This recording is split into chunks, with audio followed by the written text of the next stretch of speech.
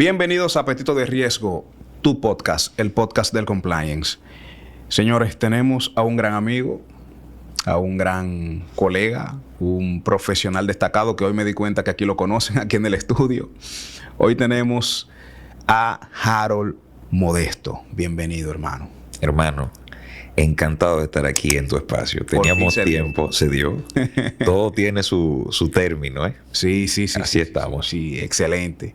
Hermano, agradeciéndote por la oportunidad y por el apoyo que vienes aquí al podcast a edificarnos. Tengo preguntas cortas, no son muchas, pero yo creo que tienen un impacto importante ahora mismo con relación al Código Penal.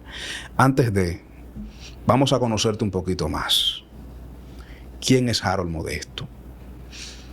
¿Cómo tú has llegado a destacarte, a que la gente te pregunte, a que la gente te invite a conferencias, que tú seas speaker, que fuera de cámara estamos hablando que tú conversaste en su momento, ¿verdad?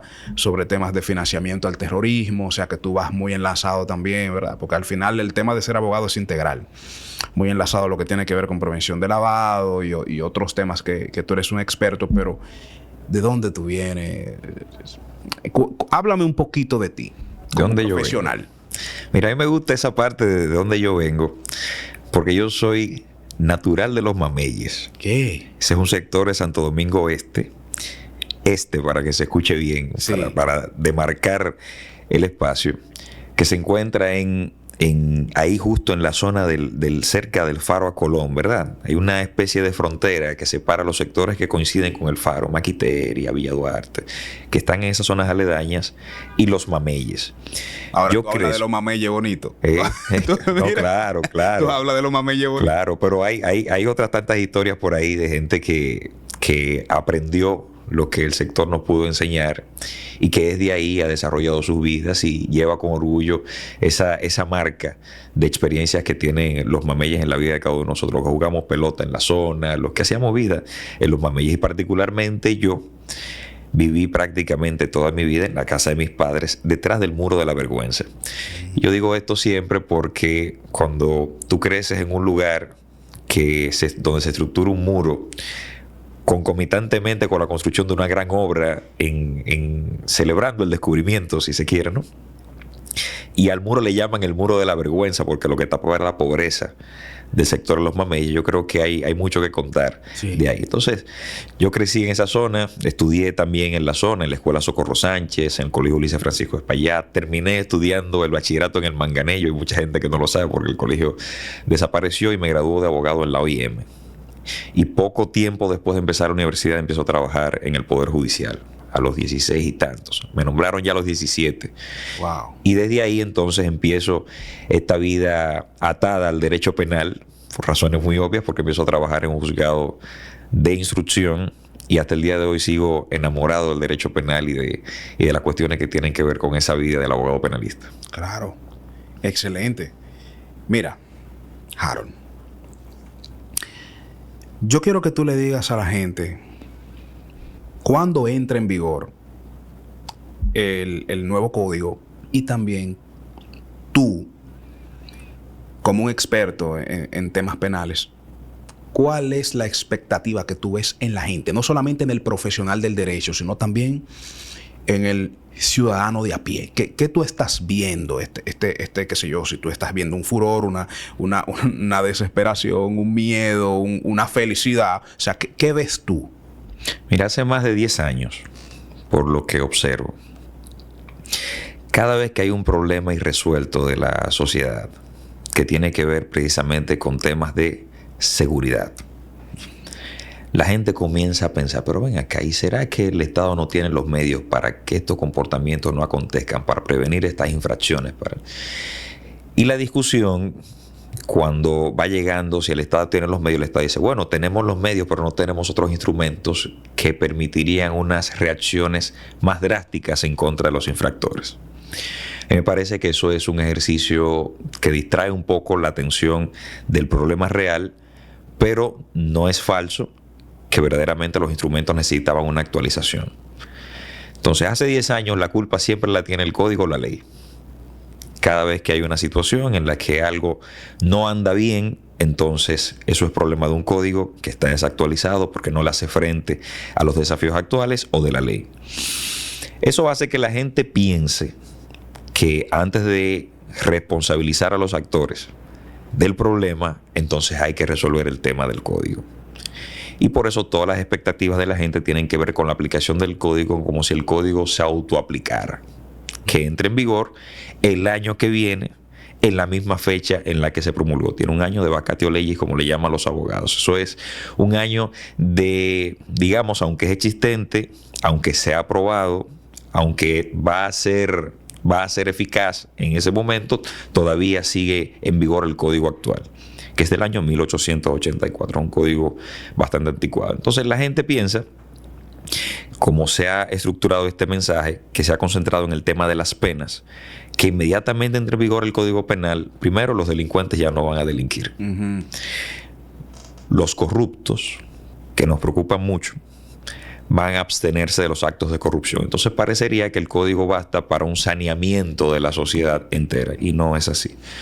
Entonces nosotros esperamos una aplicación que genere oportunidades para todos, primero de estudiar más profundamente la cuestión penal, de enseñarla mejor, de garantizar una discusión sobre la proporcionalidad de la pena todavía más profunda, que va a ser necesaria, porque las penas, como tú has podido ver y has podido escuchar en los debates, ascienden hasta 60 años en las infracciones que son muy graves, sí, por el concurso de infracciones muy graves. Entonces, en esa coyuntura, evidentemente, la gente está muy atenta a lo que puede pasar y espera mucho de la aplicación del Código Penal. Yo quiero ser un poco más conservador y entender que esta va a ser una adaptación muy gradual, porque tenemos desafíos, sistema penitenciario, dificultades presupuestarias en el Ministerio Público, el Poder Judicial y demás. Entonces, para que el código sea un instrumento eficaz, hay muchos aspectos que ver todavía. Puede servir para empujar unas nuevas reformas, pero vamos a ver cuando inicie a aplicarse si los tomadores de decisiones lo entienden bien. Pero, ¿cuáles aspectos, según tu visión a futuro? Y cuando tú dices gradual también, ¿cómo tú pudieras aterrizar esa parte? Vamos a ver. Los códigos van a convivir, los códigos se van a convertir. Sí. No hay una transición entre códigos que esté bajo el control del legislador. ¿Por qué? Porque los procesos iniciados con el código actual van a seguir con el código actual hasta que esos procesos concluyan. Correcto. El tiempo de esos procesos no depende del legislador. Exactamente. Entonces vamos a tener el código nuevo y el código viejo, por lo menos así, a un ojo por ciento, los próximos 5, 7 y cuidados y hasta los próximos 10 años, por unos criterios acerca de la extinción de la acción penal que no siempre van a coincidir con los tiempos que nosotros esperamos. Siendo así, entonces la gradualidad va a tener que ver primero con el entendimiento de cuál de los códigos hablamos. Entonces, fíjate, Mauricio. La gente que está esperando que el código se impongan 40 años en algunos ilícitos, y de repente el ilícito que está contemplado en este código penal, sí, que no está en aquel, en el otro, y cuando se pretenda perseguir ese ilícito en la frontera de la aplicación, la gente va a decir, pero ¿cómo condenaron a este ciudadano a 5 o 10 años o no lo condenaron? Si el código dice que son, entonces va a haber que explicarle a la gente, exacto, que el código nuevo no ha entrado en vigor, uno. Segundo, cuando estén los dos coincidiendo ya, entonces que las personas vean, dicen, pero el código dice que la pena imponible es de este umbral. ¿Por qué se le impuso esta pena? Ah, no, porque se inició con el código anterior. Con el otro. Y eso va a necesitar de cierta prudencia en la comunicación, va a necesitar de cierta didáctica de la comunicación de la cuestión judicial, que nunca ha sido del todo inteligible para el ciudadano de a pie. Usted se pone a hablarle de una sentencia y usted no le va a traducir los términos de una sentencia al ciudadano de a pie, ni siquiera de forma que le interese. Pero tendrá el Poder Judicial el reto de estructurar una estrategia de comunicación que permita entender cuando hablamos del Código Penal vigente actualmente, vigente actualmente, pero va a seguir vigente para algunos casos. Claro. Y cuando hablamos del nuevo Código Penal. Entonces hay un reto ahí de comunicación y por eso entiendo que hay una cuestión transitiva delicada ahí. Claro. Excelente análisis con relación a la dualidad. Mucha gente estará confundida. Se va a confundir, mucha gente. E inconforme. Claro, e inconforme. O sea, hay ilícitos, por ejemplo. Vamos a ver, si en la frontera para irnos a los terrenos que más te atraen, si en la frontera en la que se está aplicando este código actual, ¿verdad? Se cometen ilícitos y luego entra en vigor el otro código, el nuevo código. Y pensamos, por ejemplo, las estafas piramidales y los negocios multinivel, que están contemplados en el nuevo, pero no están en el viejo. Por eso, una serie de empresas, no vamos a mencionar sus nombres, no tienen espacio aquí pagado todavía, ¿verdad? Una serie de empresas, cuando se dieron escándalos y todo lo demás, no pudieron ser perseguidas, ni mucho menos. Entonces se salvaron. Sí. Entonces, si eso acontece con relación a la aplicación de la ley penal en el tiempo, mientras este código se encuentra en vigor, por supuesto que no se le va a aplicar el código penal nuevo. Entonces, lo natural es que esos ilícitos queden impunes, salvo que eventualmente el Ministerio Público puede incorporar una tesis de continuidad del ilícito penal, del delito, del crimen, que permite entonces enlazarlo y trasladarlo al nuevo código. Eso sería una estrategia que tendría que pensarse en algún momento. La verdad es que, bueno, cada cosa tiene su tiempo y habría que tomar esa previsión. Sería así. Claro. Tú sabes que yo te conversaba con relación a la responsabilidad jurídica de las empresas y la responsabilidad que está, para decirlo así, de esta persona jurídica de cara al Código Penal. Esto lo han hablado muchísimo. En esta parte, particularmente, yo veo como que mucha gente está nerviosa. Te pregunto a ti, como experto en la materia, ¿cuál es el alcance de la persona jurídica ahora? Yo te voy a decir que razones para estar nerviosos hay suficientes. Papá Dios.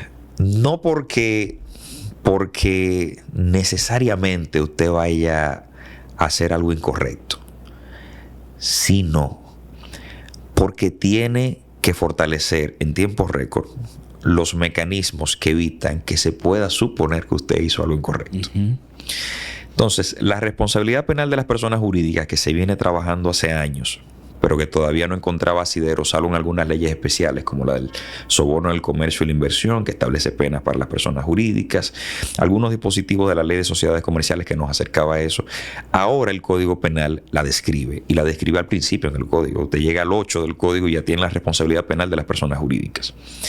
¿Y qué hace el Código? A mi entender, recoge todo el debate doctrinal acerca de la responsabilidad penal, y como tenemos ahora mismo un derecho de acto, derecho penal de acto y no de autor, como teníamos en esa tendencia de buscar sencillamente la sanción como castigo, y teníamos el enfoque más al sujeto que al comportamiento desviado que impedía la prevención. Entonces ahora en el derecho penal de acto nos preguntamos por qué ocurren los ilícitos penales.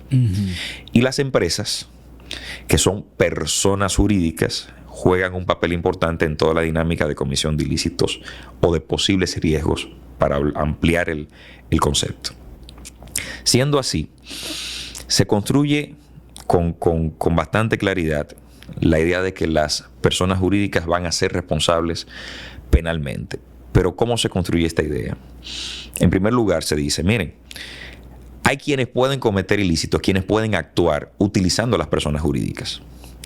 Y cuando se le va a imputar a la persona jurídica la responsabilidad penal, con una bicondicional, sí y solo sí, toda su programación de cumplimiento, que es la primera vez que en un dispositivo penal aparece tan claro el tema del cumplimiento normativo. Esa es de las cuestiones que pasan desapercibidas en el Código Penal. Solo cuando su programación de cumplimiento, sus programas de cumplimiento, impliquen o indiquen que no se hizo lo necesario para evitar que ese comportamiento fuera atribuible a la empresa, a la persona jurídica. Entonces, eso es una especie de indicio de que la configuración de esta persona jurídica fue precisamente para la comisión de la infracción. Entonces se le atribuye básicamente a toda la estructura las posibilidades de cometer la infracción, porque si no, de otra forma no se hubiese cometido la infracción. Claro. Entonces ahí toda esta tendencia de compliance, de prevención del riesgo, de los esfuerzos para prevenir el riesgo legal tienen una importancia capital, lo que creo que le da una oportunidad a los expertos de trabajar muchísimo más este tema. Algo más interesante todavía en torno a la responsabilidad penal son las sanciones, que así mismo como se categorizaron las infracciones en muy graves, graves y leves, así mismo son las sanciones. Entonces, el riesgo para quien desarrolla actividades económicas relevantes, sean pequeñas, medianas o grandes empresas, es que si usted no se encuentra preparado para la prevención por su estructura para el cumplimiento normativo, cualquier persona compromete su sociedad comercial al punto de provocar la disolución, que es una especie de sanción. O sea, el juez penal tendrá la posibilidad de decir, no, vamos a desarticular eso. Claro. Multas altísimas, porque el código tiene un mecanismo de indexación de las multas que resuelve el problema de desactualización del código. Y otras sanciones que bueno, ya teníamos algunas que venían de leyes especiales, pero que ahora se fortalecen. Siendo así, como el cierre temporal y lo demás, para verlo en las categorías de infracciones. Entonces, si la responsabilidad va a derivarse de que cuando se revise todo el esquema de la sociedad comercial, de la persona jurídica, no tuviese las condiciones para evitarlo, para podérselo atribuir a la persona física, porque es una especie de mecanismo para repeler la responsabilidad. Uh-huh. En la medida en que estoy más preparado para evitarla, entonces más responsable es la persona física, porque utilizó artimañas para lograrlo. En esa misma medida, entonces puedo comprometer la persona jurídica. Siendo así, entonces hay razones para estar nerviosos. Pero digo nerviosos en la medida en que hay un trabajo importante que hacer para entender el código y para entender las consecuencias.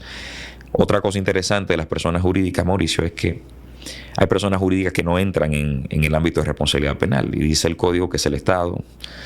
Y menciona esencialmente los entes, Estado, Distrito Nacional, los municipios, las juntas distritales, no tienen responsabilidad penal. Ahora, los partidos políticos sí. Pero debe estar regulada esa responsabilidad en una ley especial. Hay una extensión de ese mandato normativo que está en el Código Penal. Podemos hablar también de las iglesias y sus integrantes. Ahí también hay otra discusión de responsabilidad penal.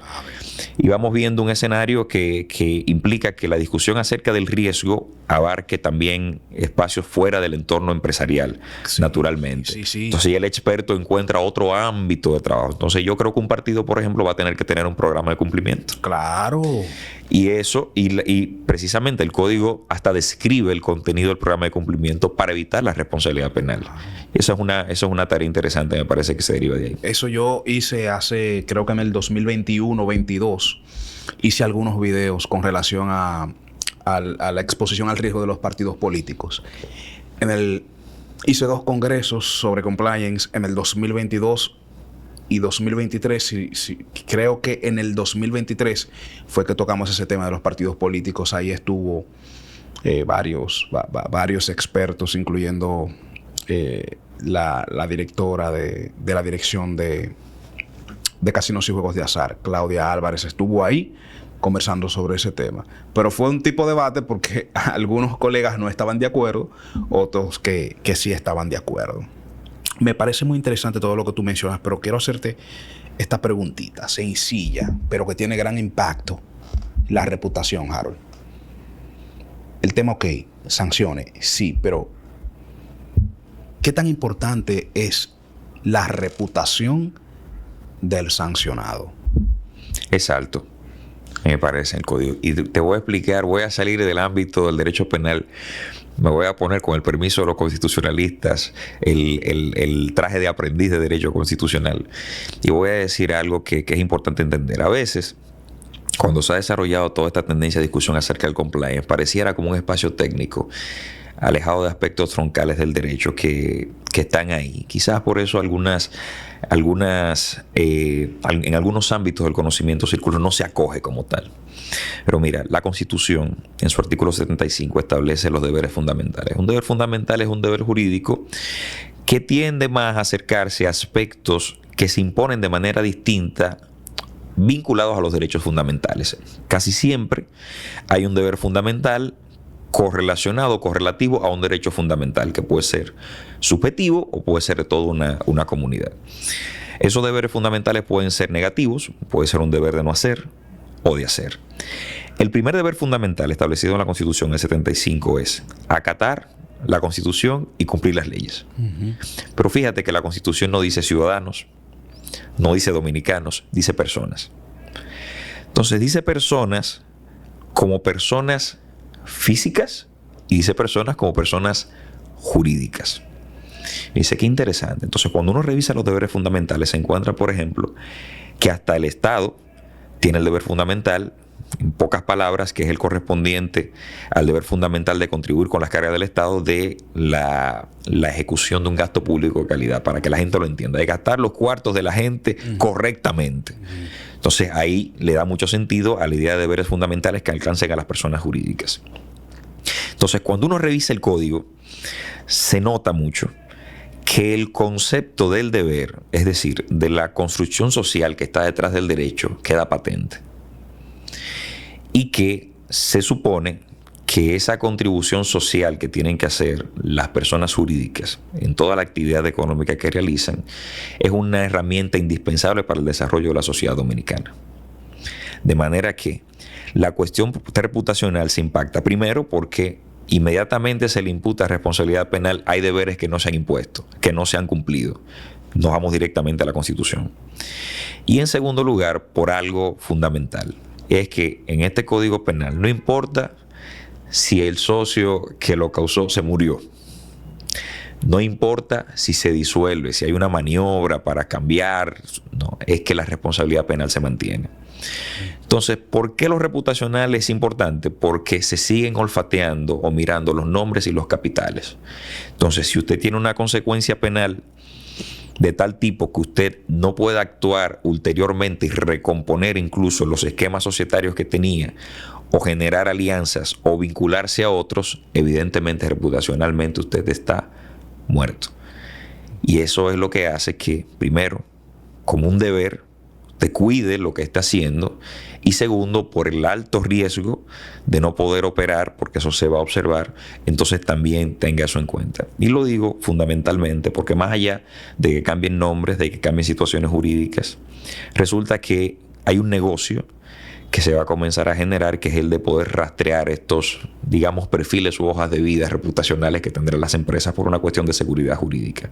Si yo quiero invertir en la República Dominicana, generar un índice con esas particularidades no sería descabellado para alguien que quiera desarrollar un modelo de negocio en esa dirección. Ya tenemos un data crédito, ¿verdad? Claro. Entonces, no estaría mal también que alguien, colocándolo como idea, asuma que cuánto vale una empresa en función de la exposición que tenga a situaciones de naturaleza penal que sean considerables. Por eso la cuestión reputacional me parece tan importante. Excelente, excelente, Harold. Wow, tú eres una estrella, hermano. Gracias, hermano, gracias. Perfecto, perfecto. Yo creo que vas a tener que venir de nuevo. Yo estoy la gente ya... se va a quedar con seguidilla. Calentando el brazo. No, excelente. Muchísimas gracias, hermano, por venir. Gracias a Dios que se pudo dar este conversatorio en Apetito de Riesgo. Espero que se repita pronto. Yo sé que tú siempre tienes mucho movimiento, pero vamos a lograr un segundo episodio contigo. Que yo creo que sería interesante profundizar un poquito más con relación a lo penal, y podríamos tal vez en su momento hablar de un aspecto de lo penal, claro, solamente. Claro. Yo sé que fácilmente hablar de un aspecto de lo penal contigo, fácilmente se nos van 2 horas, pero vamos a tratar de resumirlo en 25 o 30 minutos. Muchísimas gracias, hermano. Gracias a ti, complacido de estar en tu espacio. Esto es Apetito de Riesgo.